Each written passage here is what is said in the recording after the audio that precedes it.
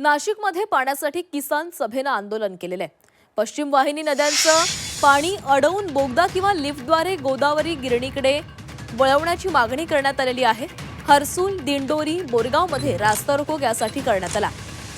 सापुतारा मार्गे गुजरात जाणारा महामार्ग बंद करण्यात आला। माजी आमदार जीवा गावितांच्या नेतृत्वाखाली शिष्टमंडळानं जिल्हाधिकारी आयुष प्रसाद यांची भेट घेतली आहे। चर्चेनं समाधान न झाल्यानं हे आंदोलन करण्यात आलं आणि त्यासाठी ते कायमही ठेवण्यात येणार आहे असंही गावितांकडून सांगण्यात आलं।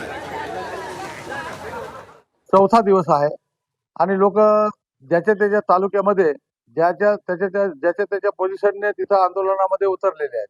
कोणी प्रांत ऑफिसवरती आहे, तर कोणी तहसील ऑफिसवरती आहे, कोणी रस्त्यावरती आहे आणि आतापर्यंत कुठलंच काही हे नाही।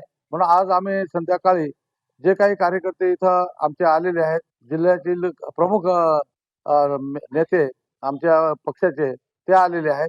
आम्ही चर्चा करतोय, प्रत्येक तालुक्याची काय पोझिशन आहे, तयारी कशी आहे हे पाहून आम्ही पुढचा निर्णय घेणार आहोत।